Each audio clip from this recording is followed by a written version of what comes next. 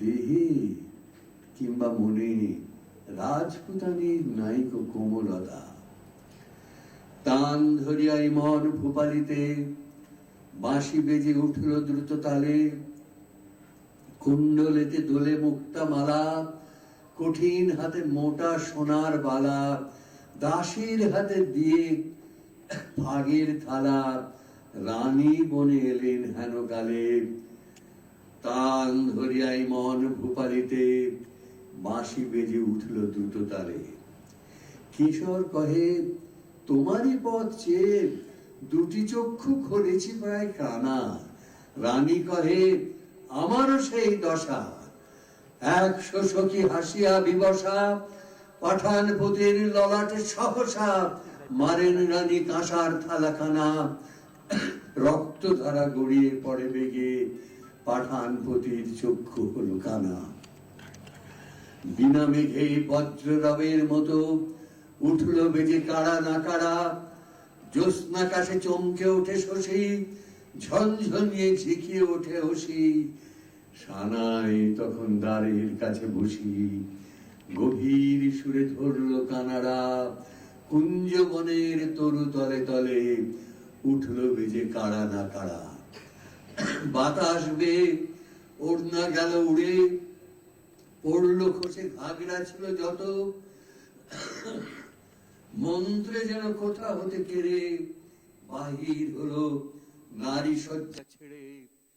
100 বীর ঘিরল পাঠানেরে, পুষ্প হতে 100 সাপের মতো। স্বপ্ন সম ওড়না গেল উড়ে, পড়লো খসে ঘাগড়া ছিল যত। যে পথ দিয়ে পাঠান এসেছিল, সে পথ দিয়ে ফিরল না কো তারা। ফাগুন রাতে কুঞ্জ বিতানে, মত্ত কোকিল বিরাম না জানে। কেতুন পরে বকুল বাগানে, কিশোর খাঁয়ের খেলা হলো সারা। যে পথ দিয়ে পাঠান এসেছিল, সে পথ দিয়ে ফিরল না কো তারা।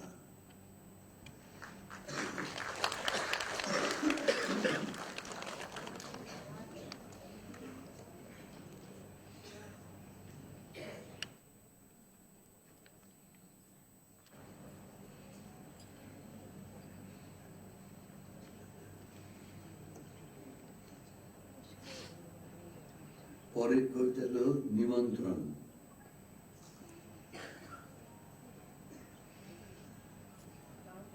মনে পড়ে যেন এককালে লিখিতাম, চিঠিতে তোমারে প্রেয়সী অথবা প্রিয়ে। এই কালের দিনে শুধু বুঝি লিখে নাম, থাক সে কথায় দেখি বিনা নাম দিয়ে। তুমি দাবি করো কবিতা আমার কাছে, মিল মিলাইয়া দুরূহ ছন্দে লেখা। আমার কাব্য তোমার দুয়ারে যাচ্ছে, নম্র চোখের কম্প্র কাজল রেখা। সহজ ভাষায় কথাটা বলাই শ্রেয়, যে কোনো ছুতায় চলে এসো মোর ডাকে। সময় ফুরালে আবার ফিরিয়া যেও, বসো মুখোমুখি যদি অবসর থাকে। গৌরবরণ তোমার চরণ মূলে, ফলসা বরণ শাড়িটি ঘেরিবে ভালো। বসন প্রান্ত সীমান্তে রেখো তুলে, কপল প্রান্তে সরু পাড় ঘন কালো। একগুছি চুল বায়ু উচ্ছ্বাসে কাঁপা, ললাটের ধারে থাকে যেন অশাসনে। ডাহিনে অলোকে একটি দুলন চাপা, দুলিয়া উঠুক গ্রীবা ভঙ্গির সনে। বৈকালে গাঁথা যুথি মুকুলের মালা, কণ্ঠের তাপে ফুটিয়া উঠিবে সাঁঝে। দূরে থাকিতেই গোপন গন্ধ ঢালা, সুখ সংবাদ মেলিবে হৃদয় মাঝে। এই সুযোগেতে একটুকু দিই খোঁটা, আমার দেয়া সে ছোট্ট চুলের দুল, রক্তে জমানো যেন অশ্রুর ফোঁটা। কতদিন সেটা পড়িতে করেছ ভুল। আর একটা কথা বলে রাখি এইখানে, কাব্যে সে কথা হবে না মানানসই। সুর দিয়ে সেটা গাহিব না কোনো গানে, তুচ্ছ শোনাবে, তবু সে তুচ্ছ কই। এই কালে চলে না সোনার প্রদীপ আনা, সোনার বিনাও নহে আয়ত্তগত, বেতের ডালায় রেশমি রুমাল টানা, অরুণ বরণ আম এনো গোটা কত। গদ্য জাতীয় ভোজ্য কিছু দিও, পদ্যে তাদের মিল খুঁজে পাওয়া দায়। তা হোক, তবু লেখকের তারা প্রিয়, যেন বাসনার সেরা ভাষার রসনায়। ওই দেখো, ওটা আধুনিকতার ভূত, মুখেতে যোগায় স্থূলতার জয় ভাষা। জানি অমরার পথহারা কোন দূত, জঠর গুহায় নাহি করে যাওয়া আসা। তথাপি কষ্ট বলিতে নাহি তো দোষ, যে কথা কবির গভীর মনের কথা। উদর বিভাগে দৈহিক পরিতোষ, সঙ্গী যোগায় মানসিক মধুরতা। শোভন হাতের সন্দেশ পান্তোয়া, যবে দেখা দেয় সেবা মাধুর্যে ছোঁয়া, তখন সে হয় কি অনেক বচনীয়। বুঝি অনুমানে চোখে কৌতুক ঝলে, ভাবিছ বসিয়া সহাস্যষ্ঠা ধরা। এই সমস্ত কবিতার কৌশলে মৃদু সংকেতে মোটা ফরমাস করা। আচ্ছা, না হয় ইঙ্গিত শুনে হেসো, বরদানে দেবী না হয় হইবে বাম। খালি হাতে যদি আসো, তবে তাই এসো, সে দুটি হাতেরও কিছু কম নহে দাম। সেই কথা ভালো, তুমি চলে এসো একা, বাতাসে তোমার আভাস যেন গো থাকে। স্তব্ধ প্রহর, দুজনে বিজনে দেখা, সন্ধ্যা তারাটি শিরীষ ডালের ফাঁকে। তারপরে যদি ফিরে যাও ধীরে ধীরে, ভুলে ফেলে যেও তোমার জুতির মালা। ইমন বাজিবে বক্ষের শিরে শিরে, তারপরে হবে কাব্য লেখার পালা। যত লিখে যাই ততই ভাবনা আসে, লেখাবার পরে কার নাম দিতে হবে। মনে মনে ভাবি গভীর দীর্ঘশ্বাসে, কোন দূর যুগে তারিখ ইহার কবে। মনে ছবি আসে, ঝিকিমিকি বেলা হলো, বাগানের ঘাটে গা ধুয়েছ তাড়াতাড়ি। কচি মুখখানি, বয়স তখন 16, তনু দেহখানি ঘেরিয়াছে ডুরি শাড়ি। কুমকুম ফোটা ভুরু সঙ্গমে কিবা, শ্বেত করবীর গুচ্ছ কর্ণমূলে। পিছন হইতে দেখিল কোমল গ্রীবা, লোভন হয়েছে রেশম চিকন চুলে। তাম্র থালায় গুড়ে মালাখানি গেথে, সিক্ত রুমালে যত্নে রেখেছ ঢাকি। উৎসুক চোখে বুঝি আশা করো কারে, আলগা চুল মাটিতে পড়েছে খসে। ছায়া হেলা ছাদে মাদুর দিয়েছ পেতে, কার কথা ভেবে বসে আছো জানি নাকি। আজ এই চিঠি লিখেছে তো সেই কবি, গধূলির ছায়া ঘনায় বিজন ঘরে। শব্দটি নেই, ঘড়ি টিক টিক করে, দেয়ালে ঝুলেছে সেদিনের ছায়া ছবি। ওই তো তোমার হিসাবের ছেঁড়া পাতা, দেরাজের পরে পড়ে আছে আধুলিটি। কতদিন হলো গিয়েছ ভাবিব না তা, শুধু রুচি বসে নিমন্ত্রণের চিঠি। মনে আসে তুমি পূব জানালার ধারে অসমের গুটি কোলে নিয়ে আছো বসে, উৎসুক চোখে বুঝি আশা করো কারে।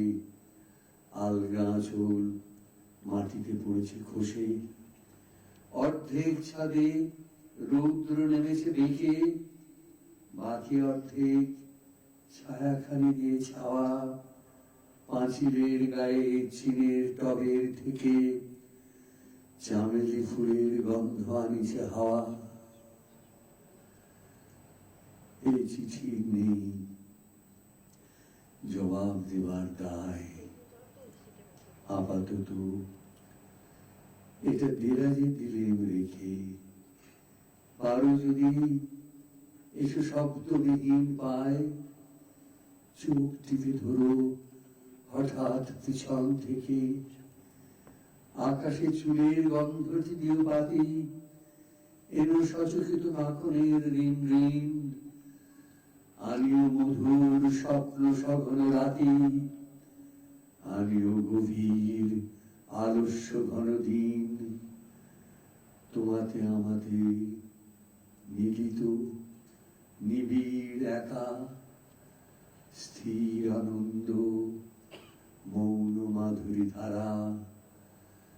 মুক্ত প্রহর ভরিয়া তোমারে দেখা, তব করতল মোর করতলে হারা।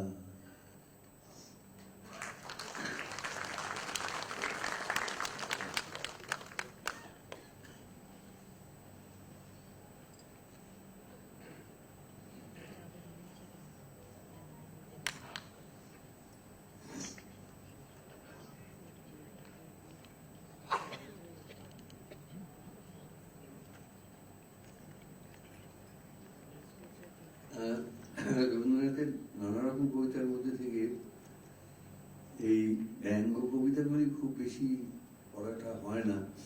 আমি সেরকম একটি আজকে বেছে নিলাম।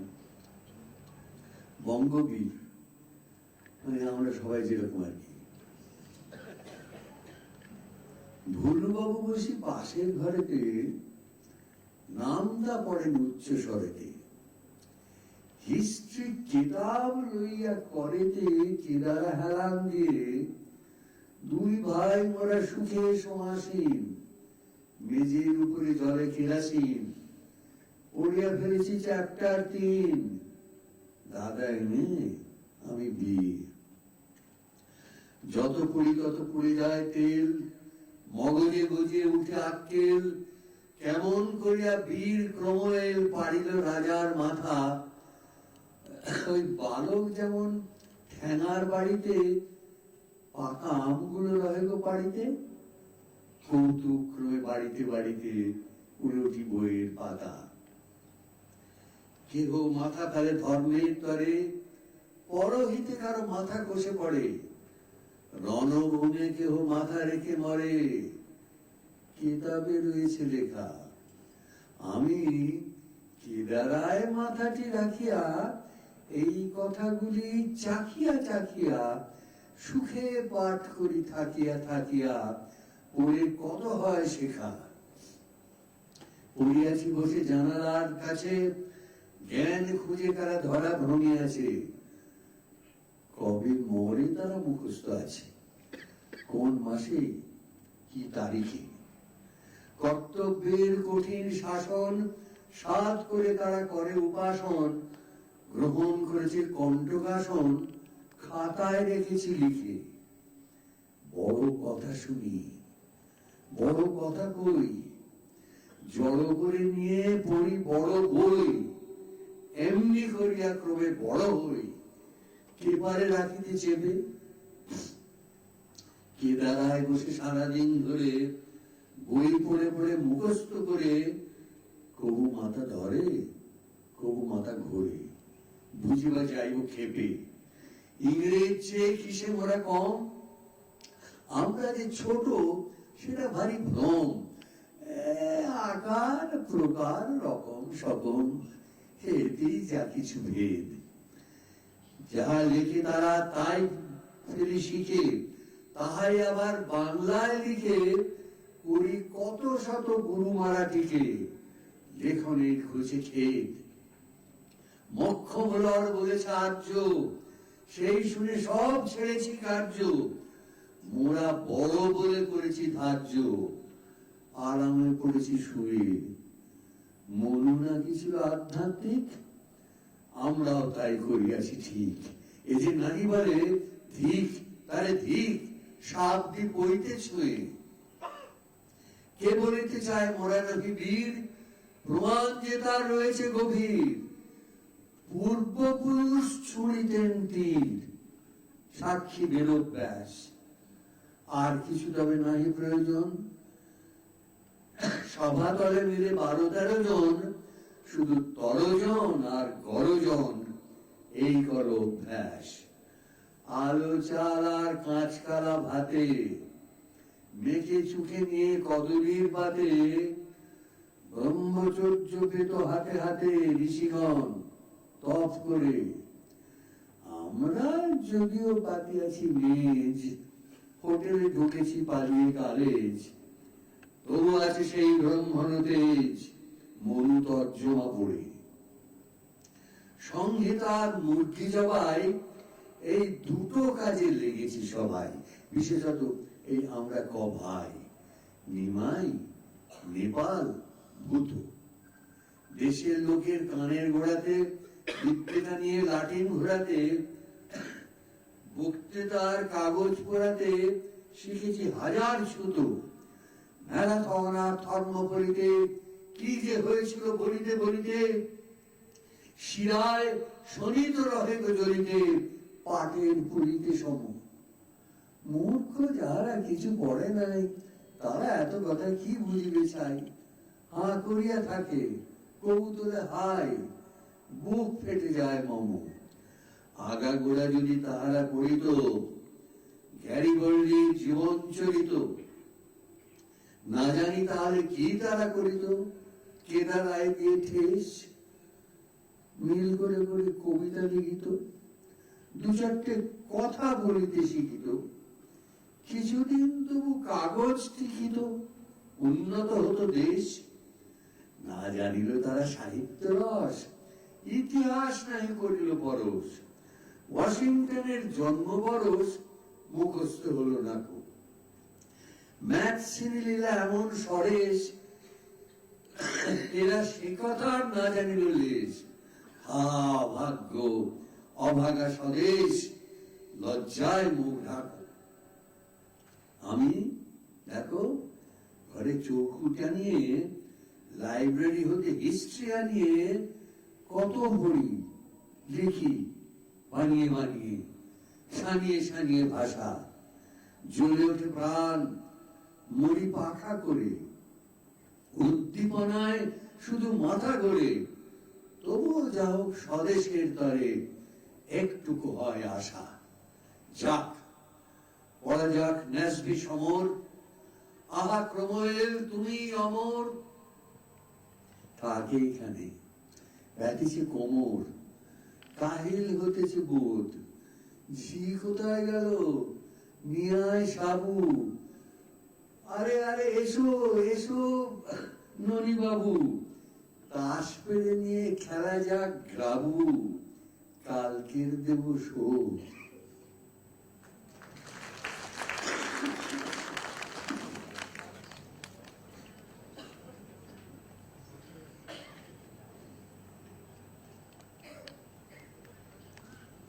আজকে আমার শারীরিক অবস্থার জন্য আমি আর বেশি কিছু পড়তে পারছি না।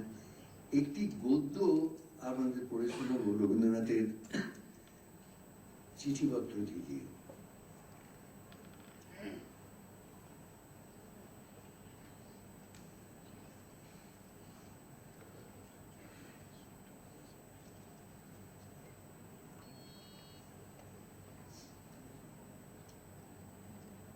এটা 5ই অক্টোবর 1894 সালে লিখছেন। কাল সমস্ত বৃষ্টি বাদলা শেষ হয়ে গেছে। আজ সকালে সুন্দর রোদ্দুর উঠেছে। আজ সকালে বাতাসের মধ্যে অতি ঈষৎ শীতের সঞ্চার হয়েছে, একটুখানি যেন শিউরে ওঠার মতো। কাল দুর্গাপূজা আরম্ভ হবে, আজ তার সুন্দর সূচনা হয়েছে। ঘরে ঘরে সমস্ত দেশের লোকের মনে যখন একটা আনন্দের হিল্লোল প্রবাহিত হচ্ছে, তখন তাদের সঙ্গে সামাজিক বিচ্ছেদ থাকা সত্ত্বেও সে আনন্দ মনকে স্পর্শ করে। পরশুদিন সকালে সুরেশ সমাজপতি বাড়ি যাওয়ার সময় দেখছিল রাস্তার দুধারে প্রায় বড় বড় বাড়ির দালান মাত্রই দুর্গার 10-8 তলা প্রতিমা তৈরি হচ্ছে, এবং আশেপাশে সমস্ত বাড়ির ছেলের দল ভারী চঞ্চল হয়ে উঠেছে। দেখে আমার মনে হলো, দেশের ছেলে বুড়ো সকলে হঠাৎ দিন কতকের মতো ছেলে মানুষ হয়ে উঠে সবাই মিলে একটা বড় গোছের পুতুল খেলায় প্রবৃত্ত হয়েছে। ভালো করে ভেবে দেখতে গেলে সমস্ত উচ্চ অঙ্গের আনন্দ মাত্রই পুতুল খেলা, অর্থাৎ তাতে কোনো উদ্দেশ্য নেই, লাভ নেই। বাইরে থেকে দেখে মনে হয় বৃথা সময় নষ্ট, কিন্তু সমস্ত দেশের লোকের মনে যাতে করে একটা ভাবের আন্দোলন, একটা বৃহৎ উচ্ছ্বাস এনে দেয়, সে জিনিসটি কখনোই নিষ্ফল এবং সামান্য নয়। সমাজের মধ্যে কত লোক আছে যারা কঠিন, নিরস, বিষয় লোক, যাদের কাছে কবিতা, সঙ্গীত প্রভৃতি সমস্ত তুচ্ছ। তারাও এই উৎসব উপলক্ষে একটা সর্বব্যাপী ভাবের দ্বারা বিচলিত হয়ে সকলের সঙ্গে এক হয়ে যায়। প্রতি বৎসরের এই ভাবের প্লাবনে নিশ্চয়ই মানুষকে অনেকটা পরিমাণে হিউম্যানাইজ করে দেয়। কিছুকালের জন্য মনের এমন একটি অনুকূল আর্দ্র অবস্থা এনে দেয়, যাতে স্নেহ, প্রীতি, দয়া সহজে অঙ্কুরিত হতে পারে। আগমনী, বিজয়ার গান, প্রিয় সম্মিলন, নহবতের সুর, শরতের রৌদ্র এবং আকাশের স্বচ্ছতা সমস্তটা মিলে মনের ভিতরে একটি আনন্দময় সৌন্দর্য কাব্য রচনা করে দেয়। আমার এবারকার মেয়েলি ছড়া প্রবন্ধটাতে কতকটা বলেছি যে ছেলেদের যে আনন্দ, সেইটি বিশুদ্ধ আনন্দের আদর্শ। তারা একটা তুচ্ছ উপলক্ষ নিয়ে সেইটিকে নিজের মনের ভাবে পরিপূর্ণ করে তুলতে পারে। তারা সামান্য একটা কদাকার অসম্পূর্ণ পুতুলকে নিজের প্রাণ এবং নিজের সুখ দুঃখে জীবন্ত করে তোলে। সেই ক্ষমতাটা জীবন বড় বয়স পর্যন্ত রাখতে পারে, তাকেই আমরা ভাবুক বলি। তার কাছে চতুর্দিকবর্তী সমস্ত জিনিস নিতান্ত কেবল জিনিস নয়, কেবল দৃষ্টিগোচর বা শ্রুতিগোচর নয়, কিন্তু ভাবগোচর। তার সমস্ত সংকীর্ণতা এবং অসম্পূর্ণতা সে একটি সঙ্গীতের দ্বারা পূর্ণ করে নেয়। সেই ভাবুকতা দেশের সমস্ত লোকের কাছে কখনোই আশা করা যায় না, কিন্তু এই রকম উৎসবের সময় ভাবস্রোত দেশের অধিকাংশ লোকের মন অধিকার করে নেয়। তখন যেটাকে আমরা দূর থেকে শুষ্ক হৃদয়ে সামান্য পুতুল মাত্র দেখেছি, সেইটি কল্পনায় মণ্ডিত হয়ে পুতুল আকার ত্যাগ করে। তখন তার মধ্যে এমন একটি বৃহৎ ভাবের এবং প্রাণের সঞ্চার হয় যে দেশের রসিক অরসিক সকল লোকই তার সেই অমৃত ধারায় অভিষিক্ত হয়ে ওঠে। তারপরে আবার পুতুল যখন পুতুল হয়ে আসে, তখন সেটাকে জলে ফেলে দেয়। পৃথিবীর সকল জিনিসই এই পুতুল। আমরা যাকে ভালোবাসি অন্য লোকের কাছে সে একটি দৃশ্যমান আকার বিশিষ্ট মানুষ মাত্র, কিন্তু আমার কাছে সে একটি অপরূপ ভাবের জ্যোতিতে দীপ্যমান। আমার কাছে সে অসীম অনন্ত, যার কান নেই তার কাছে গান শব্দ মাত্র, আমার কাছে সেই শব্দ সঙ্গীত। পৃথিবীর সৌন্দর্য যে দেখতে পায় না, পৃথিবী তার কাছে মৃৎপিণ্ড জলরেখায় বলায়িত, কিন্তু সেই জলরেখা বলায়িত মৃৎপিণ্ডই আমার কাছে পৃথিবী। অতএব একরকম করে দেখতে গেলে সব জিনিসই পুতুল, কিন্তু হৃদয়ের ভিতর দিয়ে, কল্পনার ভিতর দিয়ে দেখতে গেলে তাদের দেবতা বলে চেনা যায়, তাদের সীমা পাওয়া যায় না।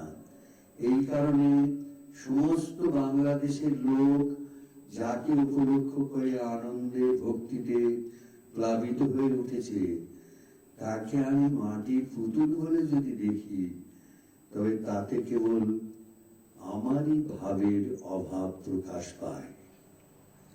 এই কথা লিখেছিলেন পুতুল বুঝে যাদের সমাজে চলিত নয়, সেই রবীন্দ্রনাথ ঠাকুর।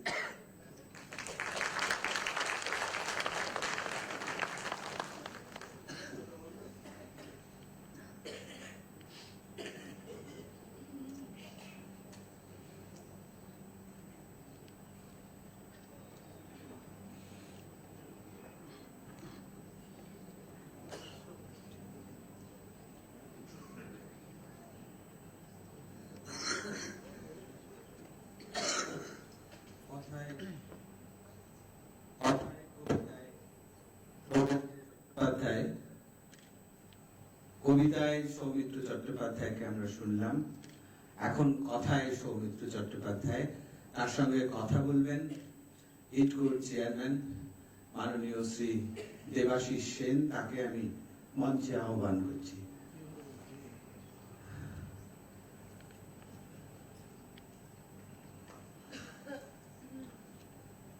ইংরেজিতে একটা কথা আছে, থেসপিয়ান।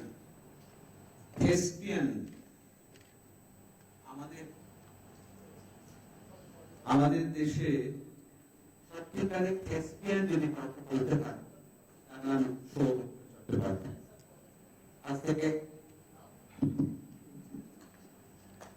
আজ থেকে 60 বছর আগে 1959-এ তিনি অপু হিসেবে আবির্ভূত হয়েছিলেন। তারপর এবছরে তার 86। এই দীর্ঘ যে যাত্রা পথ, সেই নিয়েই আলোচনা হবে শ্রী দেবাশিস সেনের সঙ্গে শ্রী সৌমিত্র চট্টোপাধ্যায়।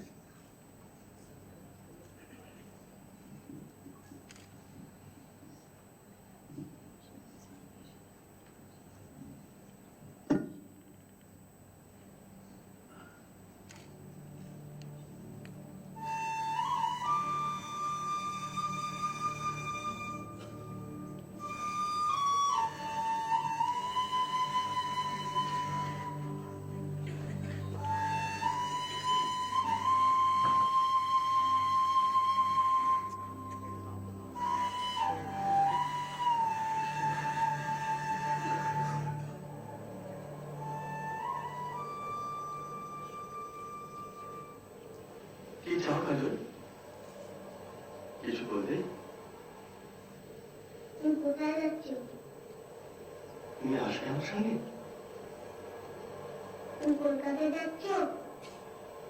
যদি যাই, তুমি আসবে? আমার বাবার কাছে নিয়ে যাবে?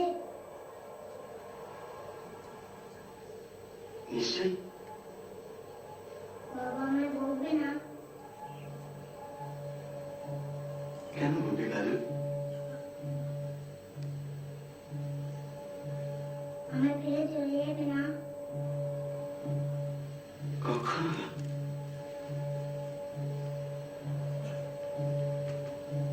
তুমি কে? তোমার বন্ধু। ভুবন ভূমিয়া শেষে আমি এসেছি নূতন দেশে। ভুবন ভূমিয়া শেষে আমি এসেছি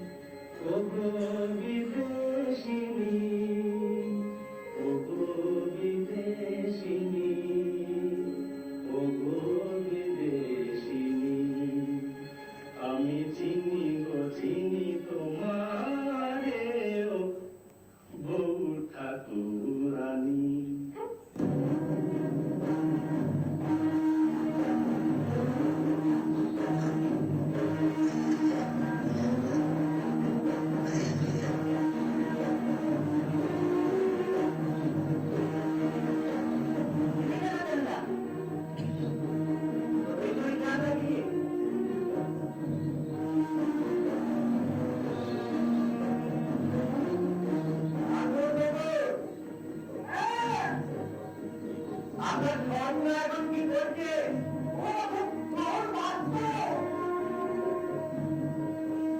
ওই যেখানে বলেছেন না, ওইটার ভেতরে উঠের জল থাকে।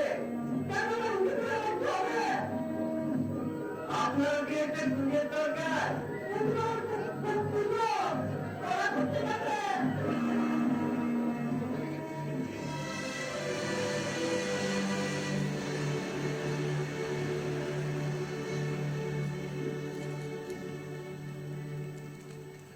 সত্যি এক অন্য জগতে যেন চলে যাওয়া, সেই ছোটবেলায় সবকিছু দেখা। গতকাল টাইমস অফ ইন্ডিয়া সন্দীপ রায় একটা বিরাট আর্টিকেল লিখেছেন, হয়তো অনেকে দেখেছেন। অপুর সংসারে 60 বছর, 1 মে 1959 এটা রিলিজ পায়। তা আমার খুব জানতে ইচ্ছে করে যে এই ছবিতে যখন সত্যজিৎ বাবু আপনাকে নির্বাচন করলেন, সেই সময়টা ঠিক কি ঘটেছিল? কোথাও যেন একটা দেখছিলাম কেউ বলেছেন এই তো আমার অপুকে পেয়ে গেছি, এটা কি সত্যি? একটু যদি বলেন আমাদের সঙ্গে। উনি কি বলেছিলেন আমি বলতে পারবো না। আসলে যেটা হয়েছিল যে উনি যখন এই অপু ট্রিলজির দ্বিতীয় ভাগটা করবেন, প্রথমটি পথের পাঁচিলে তখন বেরিয়ে গেছে, তখন তিনি একজন কিশোর বয়স্ক অপুকে খুঁজছিলেন, যে মানে কলেজ গোয়িং আর কি বয়স। সেই সময় ওর একজন সহকারী নিত্যানন্দ দত্ত, সে আমার কাছে আসে, মানে আমার আর এক বন্ধুর সূত্রে, আমাদের সে কমন বন্ধু ছিল, তার সূত্রে সে জানতে পারে কোনোভাবে যে আমি খুব থিয়েটারে ইন্টারেস্টেড, অভিনয়ে ইন্টারেস্টেড। আমার কাছে আসে এবং খুব মজার মতন ব্যাপারটা। আমি বাড়ি থেকে বেরিয়ে কফি হাউস যাবো, আমি তো মিটে বস্তিতে থাকি, তো দেখি ওই আমার বন্ধুটি আসছে, সে তাকে দেখে আমার কে, তো বলে কোথায় যাচ্ছিস? আমার কফি হাউসে, চল যাই। না যাবো যাবো, তুই কি সারাদিন বাড়িতেই ছিলি? হ্যাঁ, আর কোথায় থাকবো? না মানে কি করলি? মানে আজে বাজে কথা বলছে আর কি। আমরা ভাট বকছিস কেন বলতো, কি হয়েছে দেখি? তখন বলে তারা তোকে খুলে বলে, ওই দেখ ফুটপাতের ওই দিককার ফুটপাতে একজন দাঁড়িয়ে রয়েছে, আমি দেখেছি তাকে লক্ষ্য করে, যে তার সঙ্গে ওর কিরকম দৃষ্টি বিনিময় হচ্ছে। চলো, ও হচ্ছে সত্যজিৎ রায়ের সহকারী, ওরা অপু খুঁজছেন, তুই কি যাবি একজন ওর সঙ্গে দেখা করতে? আমরা হ্যাঁ, ওর যদি কোনো কাজে লাগে আমি নিশ্চয়ই যাবো। সত্যি কথা বলতে তখন আমার সিনেমা সম্বন্ধে কিছুদিন হয় না, অল্প বয়সে যে একটা মাঝে মাঝে একটা উৎকট কতগুলো বিচ্ছিরি ধ্যান ধারণা আসে, আমার তো আমাদের সিনেমার জিনিসটা কিছু নয়, এরকম একটা ভাবতাম। কি তার আগে নাটক করতেন? হ্যাঁ, আমি শিশুকাল থেকে নাটক করি। তার আগে নাটক তো করিয়েছি, নাটক দেখতাম, নাটক শিশু ভাদুরীর নাটক বিশেষ করে। কিন্তু এটাই ফার্স্ট সিনেমা? এটি ফার্স্ট সিনেমা আমার। তো আমাকে ঠিক আছে আমি যাবো, তখনই বাসে উঠে আমাকে নিয়ে চললেন। নিয়েছিল ওর ঘরে, যে ঢুকেছি উনি বসেছিলেন, উনি আমাকে ঢুকতে দেখি বললেন, ওহো আপনি যে বড্ড বড় হয়ে গেলেন, এই যে বললেন। তারপরে বললেন আসুন আসুন বসুন, বসে তারপরে অনেক কথা বললেন। সব থেকে বেশি মানে পরে বুঝতে পেরেছি উনি যতটা বলেছেন তার থেকে আমাকে বেশি কথা বলিয়েছেন। না, এটা পরে বুঝতে পেরেছি ওটা ওর মেথড ছিল। উনি যে যাকে মানে মানে অ্যাসেস করতেন ফিউচার অ্যাক্টরকে, যে তার ডিকশন কিরকম, সে গলার আওয়াজ কিরকম, বাংলাটা কিরকম বলে, এই নিয়ে ওর ভীষণ দিয়েছিল, মানে খুঁতখুঁতে দিয়েছিল। খারাপ বাংলা বলে তাকে পছন্দ হতো না। তো এইভাবে উনি এখানে তারপরে বলেন যে আপনার ভাই একটু, আপনি একটু বেশি লম্বা, দাঁড়ান তোর পাশে, ওটা একজনের পাশে দাঁড় করালেন। হ্যাঁ একটু বেশি হয়েছে। তারপরে যাচ্ছে আমার কয়েকজন বন্ধুকে দেখি আপনাকে দেখাতে পারি? আচ্ছা, এটা বলছেন? হ্যাঁ, আমি বললাম। তো হ্যাঁ নিশ্চয়ই। তাদেরও নিয়ে গেলাম, তাদেরও এমনি পছন্দ হলো না। আর সেটা কিছু মুখে তো ওদের সামনে বললেন না, কিন্তু এ করে তারপরে অপরাজিত বেরোলো। অপরাজিততে শরণ ঘোষাল ওই ভূমিকাটা অভিনয় করলো এবং অপরাজিত অতি চমৎকার ছবি হয়েছিল। তারপরে যখন অপরাজিত ভেনিসে গোল্ডেন লায়ন পেল, সেই সময় ওখানে উনি ডিক্লেয়ার করলেন যে আমি থার্ড পার্টটাও করব। তো থার্ড পার্টটা করবো আমরা সবাই শুনে খুব খুশি, কিন্তু আমি জানতাম না, অনেক পরে জানতে পেরেছিলাম যে আমাকে দেখার পর উনি মোটামুটি মনে মনে স্থির করে নিয়েছিলেন যে এই তাহলে একজন অ্যাডাল্ট অপুর ভূমিকাটা করার জন্য লোক পাওয়া গেল। ভারী সুন্দর গল্প। আচ্ছা, এই অপুর সংসারের 60 বছরের সঙ্গে আরো একটা খুব কোইন্সিডেন্স আমরা দেখছি। পুরোটা তো ওই টালা ব্রিজের ওই রেলওয়ে ইয়ার্ডে একটা বড় অংশ তোলা হয়েছিল। এখন সেই রেলওয়ে ইয়ার্ডে টালা ব্রিজের উপর খুব বেশি ছিল না, পাশের রেলওয়ে ইয়ার্ডে ব্রিজ থেকে নেমে আসছে এসব ছিল। এক্স্যাক্টলি। তো এখন যখন ভেঙে দিচ্ছে টালা ব্রিজ, আবার আপনার কি কিছু স্মৃতি মনে পড়ে টালা ব্রিজ বা রেলওয়ে ইয়ার্ডের? ওই বাড়িটাও নেই তো, মানে আমরা তখন ওই টালা যেতে গেলে বেশ কিছু মানুষের বাড়ি ছিল ওখানে, খুবই নাম করা। তারাশঙ্কর বন্দ্যোপাধ্যায় ওখানে থাকতেন। তারপর আমার দ্বিতীয় ছবির যিনি পরিচালক, তিনিও মানে মানে ভীষণ বিখ্যাত মানুষ, তপন সিনহা, তিনি বহুদিন টালায় থাকতেন।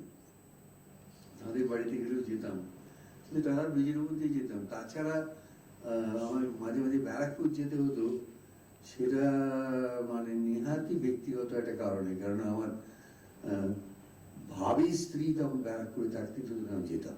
আচ্ছা আচ্ছা, তাহলে তো ঘন ঘনই যেতে হতো। খুব চমৎকার নিশ্চয়ই। 300টা ছবি উপর 30 বছর ধরে, আর 14টা সত্যজিৎ বাবুর সঙ্গে। যেটা বলছিলাম যে কালকে সন্দীপ রায় লিখেছেন যে সৌমিত্র চট্টোপাধ্যায় এবং সত্যজিৎ রায়ের মধ্যে একটা নিবিড় একটা ডিপেন্ডেন্স ছিল, একটা ভালো লাগার ছিল। এবং একটা জায়গায় কোথাও সন্দীপ বাবু লিখছেন, এবং আমি কোট করছি, বাবা আর কাকু দুজনেই আসলে দুজনকে নিয়ে নিশ্চিন্ত ছিলেন। শুটিং এর আগের দিন দুজনেই ভালো করে ঘুমাতেন। এবং কোথাও একটা বলছেন উনি যে এডিটিং এর সময় সত্যজিৎ বাবু কাউকে ঢোকা পছন্দ করতেন না, একমাত্র আপনি ছাড়া। এবং আপনার কথা শুনে উনি কিছু কিছু শর্টও পাল্টাতেন। এটা ভীষণ জানতে ইচ্ছে করে, একটা দুটো যদি আপনি বলেন। না, সেরকম শর্ট পাল্টানো দু চারটা হয়তো ঘটেছে, কিন্তু আমার সে মনে নেই কোনগুলো কি। এতদিন পরে তো মনে রাখা শক্ত। উনি তো চলেই গেছেন 1992 সালে, সুতরাং আর আমারও বার্ধক্য আমাকে আস্তে আস্তে ছোবল মারছে, স্মৃতিশক্তি চলে যাচ্ছে। তো যাই হোক, দুটো একটা জিনিস মনে আছে, যেমন এই চারুলতার শেষটা আমার একটা সাজেশন ছিল। উনি যা লিখতেন নিজে, সেটাতে আমি অভিনয় করি বা না করি, উনি আমাকে শোনাতেন। উনি যে 2-3 জনকে শোনাতেন, মানে সব থেকে প্রথমে বৌদিকে শোনাতেন, তারপরে যে 2-4 জনকে শোনাতেন ওর খুবই ঘনিষ্ঠ, তাদের মধ্যে আর একজন আমিও ছিলাম। তো আমাকে যেদিন চারুলতা লেখার পর, তখন নষ্টনীড়ির নাম ছিল, তখন চারুলতা হয়নি। হ্যাঁ, কারণ চারুলতা নষ্টনীড়টা যে রেজিস্টার্ড আছে অন্য লোকের নামে, সেই নামটা পাওয়া যাবে না, সেই জন্য পাল্টাতে হয়েছিল। তো উনি শোনাবার পরে একদম শেষে জিনিসটা ছিল যে ওরা দুজনে, মানে ভূপতি আর চারু, নিজেদের ঘরের দিকে চলে যাচ্ছে, কেননা মানে কাইন্ড অফ এ কম্প্রোমাইজ, যা ঘটে গেছে তাদের উপর তার তো কোনো এমনি চারা নেই। তো সেইটি দিয়ে শেষ করেছিলেন। তা আমি ওটা পড়ে, আমার এই নষ্টনীর আমার MA ক্লাসে পাঠ্যও ছিল। আচ্ছা, খুব প্রিয় গল্প আমার। তো মানে আমার কারণ হচ্ছে লক্ষ লক্ষ লোকের সেটি প্রিয় গল্প, কিন্তু আমার পাঠ্য ছিল, আমার ভীষণ ভালো লাগতো আর কি লেখাটা। তা আমি মানে আমার কিরকম এই যে শেষটুকু পছন্দ হচ্ছে না, কেন এছাড়া আর কি হতে পারে, ও সেই গম্ভীর গলায় সাধারণত কিছু তো বলা যায় না। ওকে,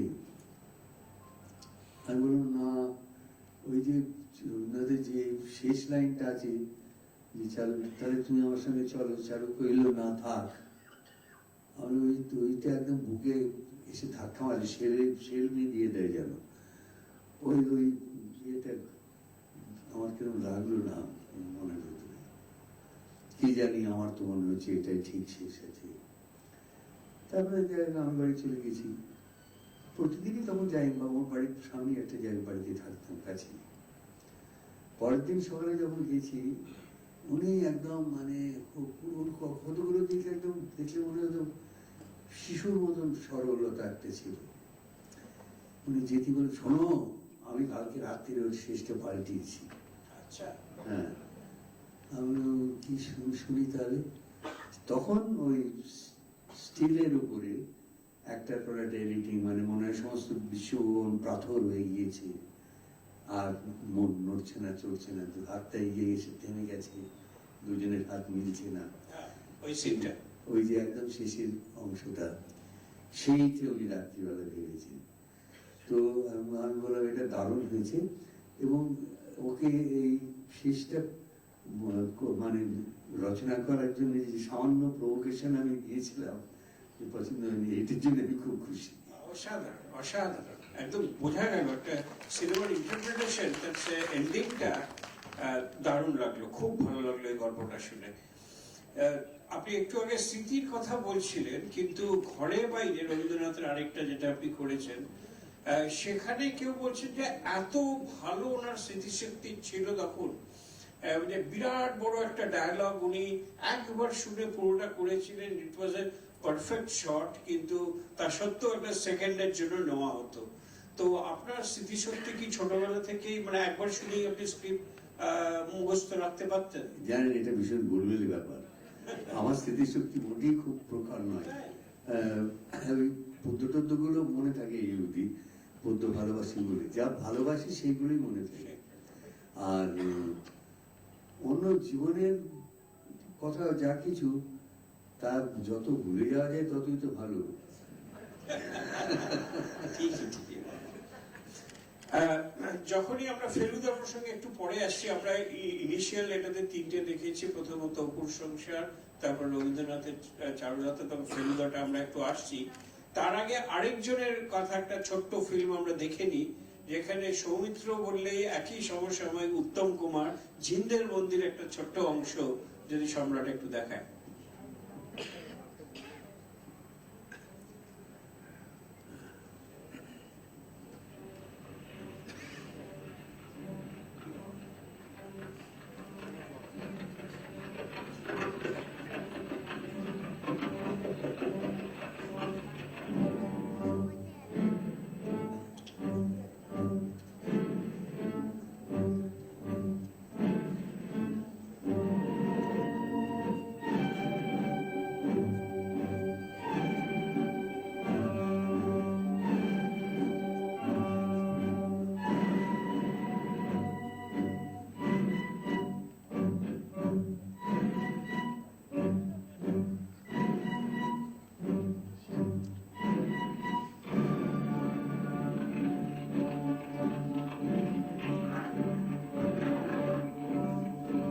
আপনার ভাগ্যটা তাহলে সত্যি হিংসা।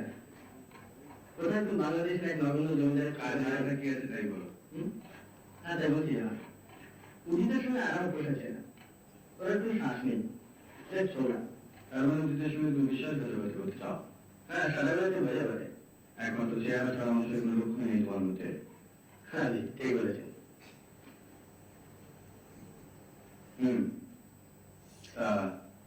বাঙালির দুই আবেগ, উত্তম, সৌমিত্র।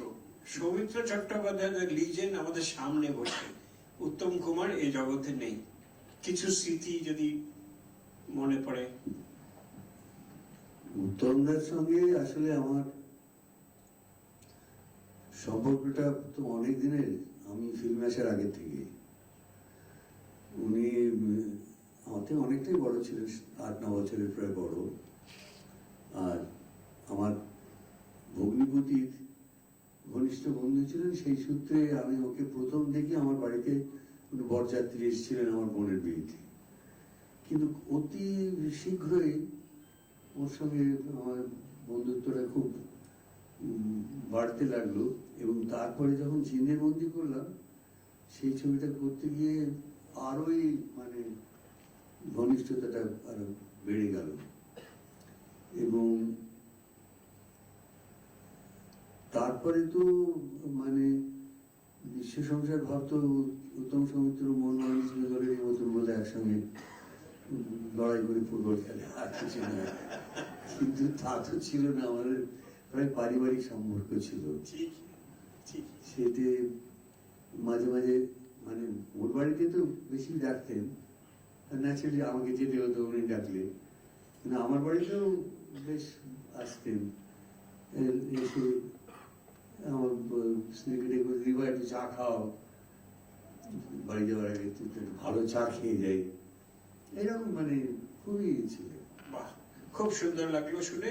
আচ্ছা, এরপরে আমরা আরেকটা আমরা দেখলাম, ফেলুদাকে একটু দেখলাম, আমরা রবীন্দ্রনাথ দেখলাম, আমরা অপু দেখলাম।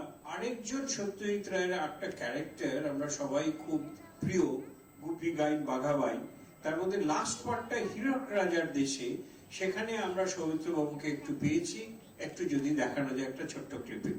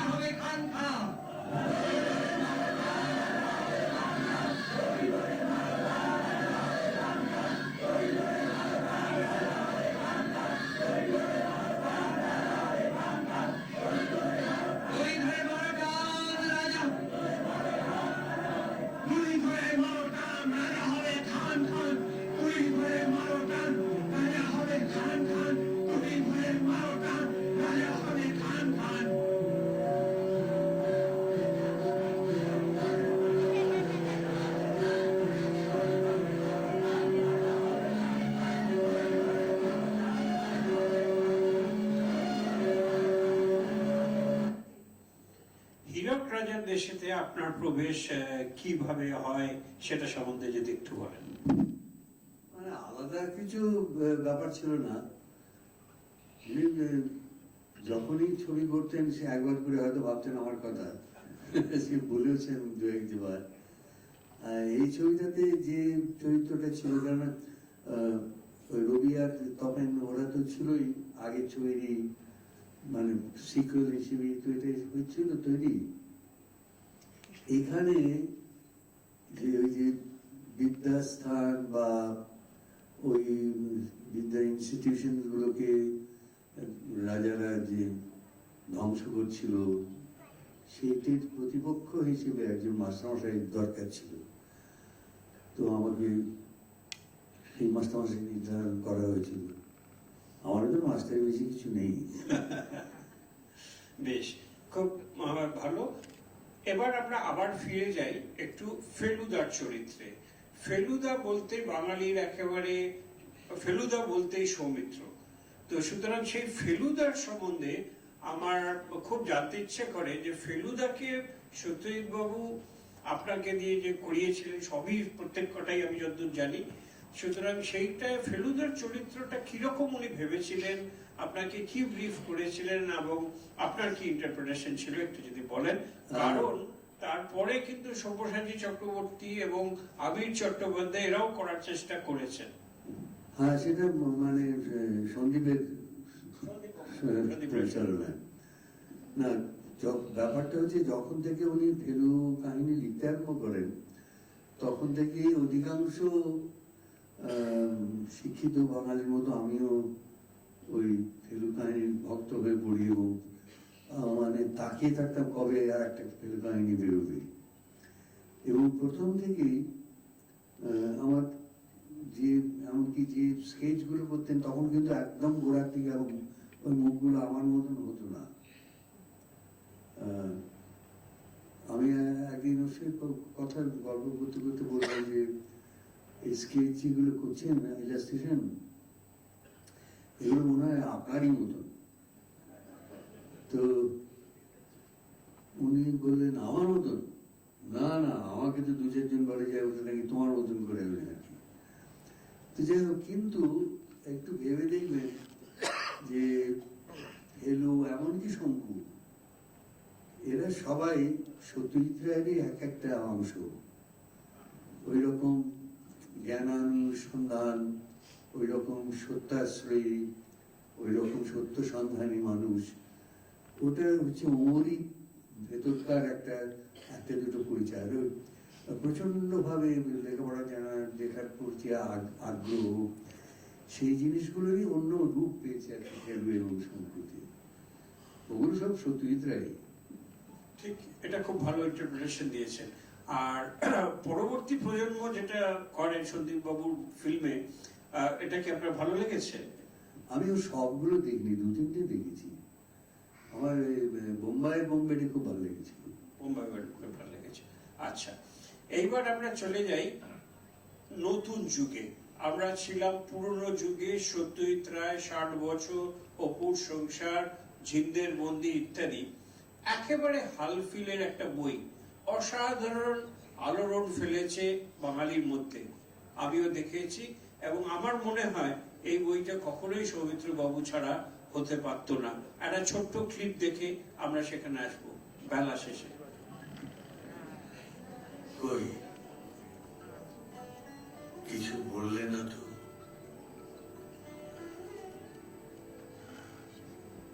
চান করে উঠে ভিজে তোয়ালেটা তুমি রেখে দাও।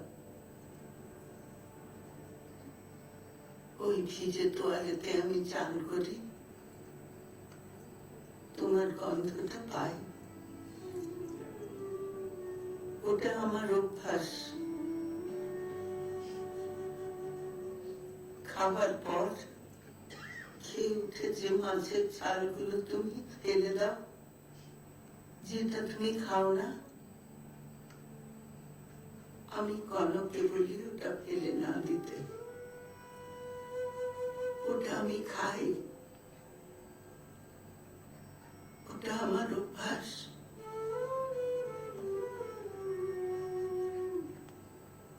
এখন যখন তুমি বাথরুমে যাও, খুব গন্ধ হয়। বয়সটা হয়েছে তো, তোমার পুত্রবোধ এটা একেবারে সহ্য করতে পারে না।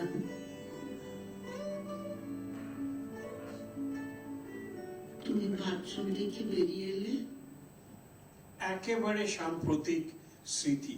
হলের আমার ধারণা অনেকেই দেখেছেন, আপনারও নিশ্চয়ই সবই মনে আছে। আমি তো খুব চমৎকৃত হয়েছিলাম প্লটটা নিয়ে। প্রথম যখন বলল যে আমি তোমার এতদিনের মাকে ডিভোর্স করতে চাই, I think it was a great kind of earth shaking with a reason. আপনি প্লটটাকে কিভাবে দেখেছেন বা আপনার আমাকে রাজেশ করে ভালো, কারণ আমার সঙ্গে এখানে মতে মিলবে না। সেটাই শুনি। আমার তো মনে হয়েছিল যে ওই লোকটাকে একটা চড় মারি।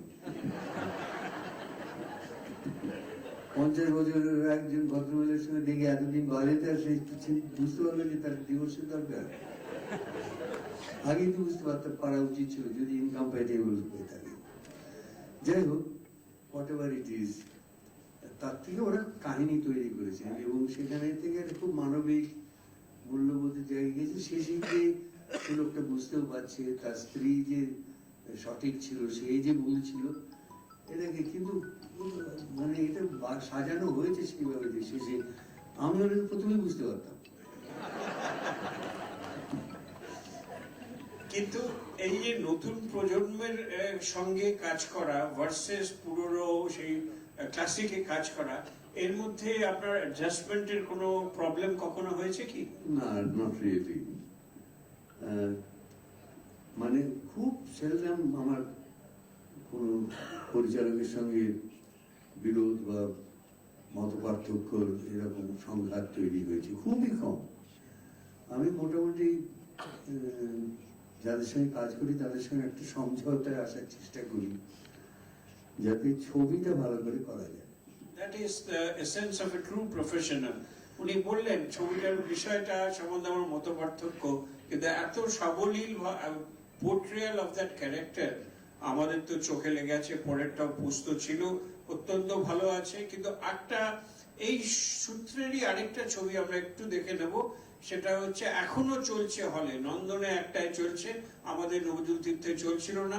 মানে সাম্প্রতিক কালেও কিরকম উনি রেলেভেন্ট, সাঁঝবাতি, একটুখানি ক্লিপ দেখে নিই।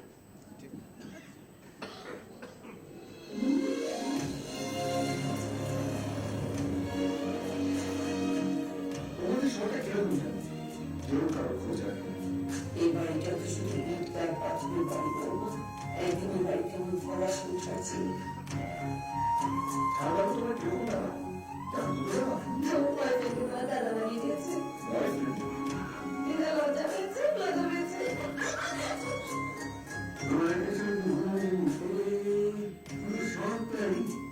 একটা মিথ্যাবাস হয়ে যায়। ছোট বেঁচে থাকতো সঙ্গে এত ঝগড়া হতো। আজও যখন একা থাকি ওর সঙ্গে ঝগড়া করেই আমার দিনগুলো কেটে যায়। এই বাড়িতে সবকিছু সাক্ষী। প্রথম থেকেই মায়ের সম্পত্তি দখল করার মতলব করেছিল, মায়ের মাথায় হাত উঠিয়ে এসব করিয়েছে। সাঁঝবাতির সঙ্গে আমাদের নিউ টাউনের একটা ছোট্ট সম্পর্ক আছে, যে দেব এবং অন্যান্যরা, সৌমিত্রবাবু অবশ্য সেদিন আসতে পারেননি, আমাদের পাশেই বিশ্ব বাংলা কনভেনশন সেন্টারে, সেখানে ওরা একটা ফিল্ম রিলিজ, একটা সং রিলিজ করে, এবং সেখানে সবাই লিলি চক্রবর্তী থেকে এসেছিলেন। এবং তখনই আমাদের সঙ্গে আমাদের স্নেহদিয়ার যারা আজকে সংবর্ধনা দিলেন, তাদের ওখানে ছবিটা দেখানোর কথা ছিল, কিন্তু হয়ে ওঠেনি, সেটা আমরা নিশ্চয়ই করব পরে। এবং সেই সময় সৌমিত্রবাবুকে আমি অন্তত পেয়েছিলাম খুব কাছ থেকে। আমাদের এখানে উনি এসেছিলেন একটা শুটিং করতে, এবং একটাই বলার আছে, সারাদিন শুটিং ছিল, উনি বলেছিলেন আমার জন্য একটু অল্প ভাত ডাল যেন একটু থাকে। তো আমরা একসঙ্গে খেয়েছিলাম। কিন্তু আমার এখানে একটু ব্যক্তিগত প্রশ্ন, আপনার কি খেতে ভালো লাগে, আপনার ফেভারিট খাবার কি, এই সম্বন্ধে যদি একটু বলেন। খুব মুশকিল বলা। প্রথম কথা, এখন তো মানে এত জিনিস বারণ হয়ে গিয়েছে যে আর সেইভাবে নিবারণ খাদ্য কিছু নেই। তো কিন্তু যাই হোক, আমার সাধারণভাবে যদি বলেন তাহলে আমি বাঙালির যে সাধারণ মানে পথ্য, ভাত ডাল মাছের ঝোল তরকারি, এইগুলি বেশি পছন্দ করি। কিন্তু ডাক্তার যদি না থাকতো পাঁঠার মাংস খেতেন? হ্যাঁ, কিন্তু আসছিলাম, তারপরে সেগুলো বারণ হয়ে গেল। শুধু পাঁঠার মাংস কেন, আমি আরো অন্যান্য নানা রকম মাংস খেতে ভালোবাসতাম। তাতে আবার এখন একটু হতে পারে, মানে রাজনৈতিক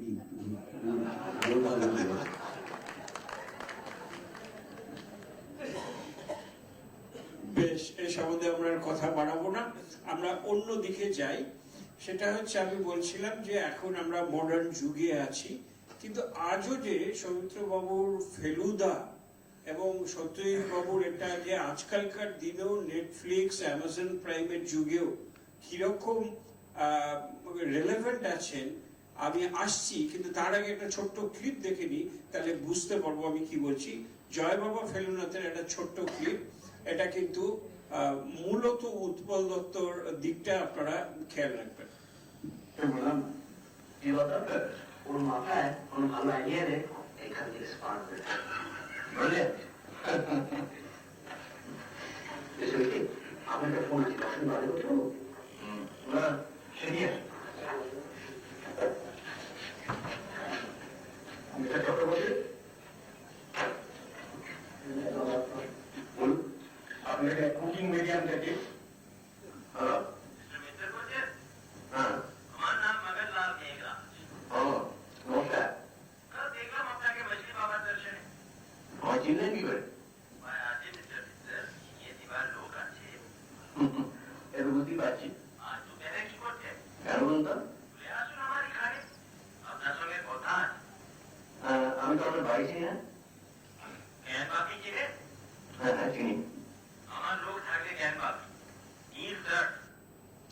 গত সপ্তাহেতেই এই সময় খবর কাগজে একটা চমৎকার আর্টিকেল বেরিয়েছিল, জানি না আপনাদের চোখে পড়েছে কিনা। সেখানে বলছে যে আজকাল হোয়াটসঅ্যাপ করে বিয়ের নেমন্তন্ন হচ্ছে এবং সেখানে এই রকম একটা ডায়ালগ যাচ্ছে, এবং আমি কোট করছি সেটা থেকে, এই সময় থেকে। কালো টেলিফোন কানে ফেলুদা, ভাঙা ইংরেজি আর বাংলা মেশানো কণ্ঠ ওপার থেকে বলে উঠল, 16 তারিখে কি করতেছেন? কেন বলুন তো? চলে আসুন আমার বিয়ের রিসেপশনে। কিন্তু আমি তো আপনার বাড়ি চিনি না। আরে গড়িয়া মেট্রো স্টেশনটা চিনেন তো? So on and so forth. বিয়ের নেমন্তন্ন আজকের যুগে ফেলুদার সঙ্গে মোহনলাল মেঘরাজের যে কথোপকথন হচ্ছে সেটা নিয়ে আজকের প্রজন্ম কিরকম ভাবে এগিয়ে আসছে। ভারী ভালো লাগে ভাবতে যে ইন ট্রান্স জেনারেশনাল কিরকম ভাবে ধারা চলে আসছে। তো আমি সৌমিত্র বাবুকে যেটা জিজ্ঞেস করতে চাইবো যে নেটফ্লিক্স, অ্যামাজন প্রাইম এবং বাংলা সিনেমার ইত্যাদি নিয়ে এখন যে নতুন ইকোসিস্টেমটা গড়ে উঠছে, আপনার কি মনে হয় বাংলা সিনেমা কি এই অনস্লট ভিডিও স্ট্রিমিং এটা থেকে কি বেরিয়ে আসতে পারবে, বা কি করা যায়? খুবই দরকার আছে কি বেরোনো? চলছে তো না, লোক তো আসছে না। না, বাংলা ছবি আগে যে কটা বছরে চলতো এখনো তাই চলে। যেগুলো লোকের ভালো লাগে সেগুলো দেখে, যেগুলো ভালো লাগে না দেখে না। সুতরাং ওটা নিয়ে চিন্তিত হওয়ার কিছু নেই। বরং এইটুকুন বলতে পারি যে আরো টেকনিক, মানে ইকুইপমেন্টালি না দেখি সেটাকে, টেকনিকটা ভেতরের দিক থেকে সিনেমাকে ব্যক্ত করার জন্য কি টেকনিকে যা যায় সেগুলো বিশ্ব সিনেমার সঙ্গে আরেকটু পরিচয় যদি আমাদের ডিরেক্টররা করেন তাহলে মনে অনেক ভালো হয়। সেটা একটু করতে পারেন। ওকে, তাহলে আপনি বাংলা সিনেমার আরো কম সংখ্যায় হওয়া উচিত বলে আপনি কি খানিকটা বলছেন? যত বেশি হয় তত সেদিক থেকে ভালো, সেদিক থেকে ভালো, কারণ ইন্ডাস্ট্রিটা বেঁচে থাকে। তাহলে কারণ ইন্ডাস্ট্রি শুকিয়ে গেলে আর তখন তো ভালো মন্দ কিছুই দেখবে না লোক। That is right. আমরা আস্তে আস্তে শেষের দিকে যাচ্ছি। আমাদের আরেকটা এভি আমরা দেখাবো, এবং সেখানে আমরা কেন আমি এটা দেখাচ্ছি, একদম কারেন্ট একটা আমাদের নজরুল তীর্থতে এটা চলছে, কিন্তু কেন দেখাচ্ছি আমি একটু পরে বলবো। শ্রাবণের ধারা, ছোট্ট অংশ। নমস্কার, ডক্টর লীলা ভোলা। আপনি পড়ান? পড়াটা হঠাৎ করে গল্পগুলো শুরু। এটা কোন মানুষ? তুমি বলো, প্রতিদিনকার ঘটনাগুলো ভুলে যেতে লাগলো। খাবার খেয়েছে কিনা, স্নান করেছে কিনা। দূরে আসছে, চোখে মুখে আতঙ্ক একেবারে মুখে। মিনিটে মা বলো দেখি। আলজাইমারের কিন্তু কোনো চিকিৎসা হয় না, নেই। পরমব্রতকে আমরা দেখলাম, আমরা শুনেছি, পড়েছি যে পরমব্রত ডাইরেক্টর হয়ে সৌমিত্রবাবু বায়োপিক তৈরি করবেন নাকি, এবং সেখানে কাস্টিংও নাকি হয়েছে ঠিক ছোটবেলার সৌমিত্র ভূমিকায় যিশু সেনগুপ্ত, এবং প্রবীণ বয়সের সৌমিত্রবাবু স্বয়ং। এই বায়োপিকটার সম্বন্ধে কতটা কথা এগিয়েছে, বা কিছু কি সত্যি আপনার আরম্ভ হয়ে গেছে? তো শুটিং আরম্ভ হয়েছে, ওই 3-4-5 এখন অবধি হয়েছে, তারপরে বাকি আছে, সবে শুদ্ধ আরম্ভ হয়েছে।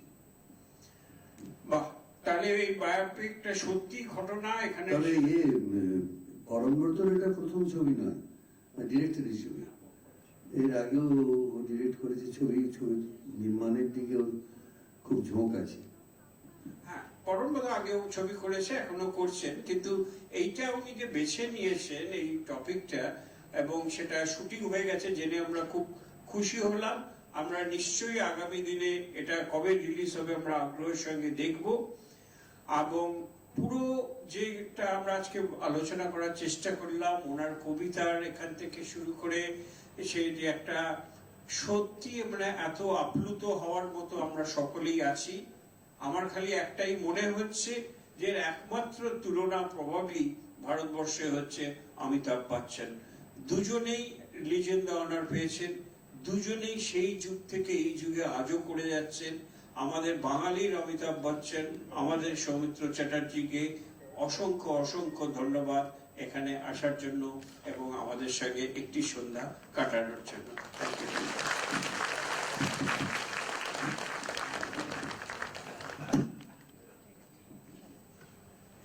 কথায় কবিতায় সৌমিত্র চট্টোপাধ্যায়। আমাদের আজকের এই অনুষ্ঠানটি এখানেই শেষ হলো।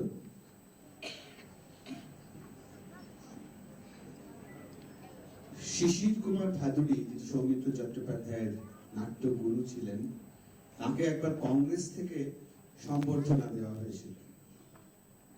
সেই সম্বর্ধনা সভায় অহিন চৌধুরী, সেকালের আর একজন বিখ্যাত নাট্য ব্যক্তিত্ব, তিনি সভাপতি হয়ে বলেছিলেন যে আচার্য শিশির কুমার রঙ্গমঞ্চের পিতা।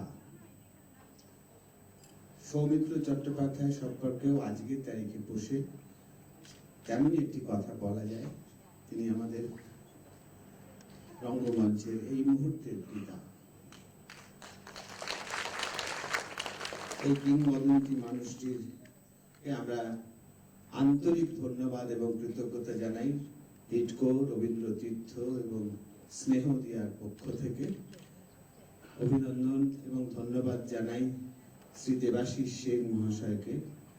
তিনি চমৎকার কিছু প্রশ্নে নানা অজানা তথ্যকে তুলে আনলেন সৌমিত্র চট্টোপাধ্যায়ের মুখ থেকে। শুনে নিলাম আমরা সেই সব কথা।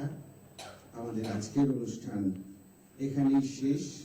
রবীন্দ্র তীর্থের পরবর্তী অনুষ্ঠান আগামী 14ই মার্চ এবং 15ই মার্চ দুদিনই ইংল্যান্ড থেকে, ইউনাইটেড কিংডম থেকে একটি অতি জনপ্রিয় মিউজিক্যাল ব্যান্ড এসছে যারা গান গায়, জেমস ল্যাসলেস এনসেম্বল। এরা 14 তারিখে 14ই মার্চ সন্ধ্যেবেলা 6টায় রবীন্দ্র তীর্থে অনুষ্ঠান করবেন। বাংলানাটক.com এবং রবীন্দ্র তীর্থ এবং হিটকোর যৌথ উদ্যোগে অনুষ্ঠানটি আয়োজিত হয়েছে। আরেকটি অনুষ্ঠান 15ই মার্চ আছে, জলস্রোত কথা কয়। এটি একটি আবৃত্তির অনুষ্ঠান, নিবেদন করবেন শঙ্খমালা, পরিচালনায় সুমন্ত সেনগুপ্ত। শ্রী সৌমিত্র চট্টোপাধ্যায়কে আরো একবার ধন্যবাদ এবং কৃতজ্ঞতা।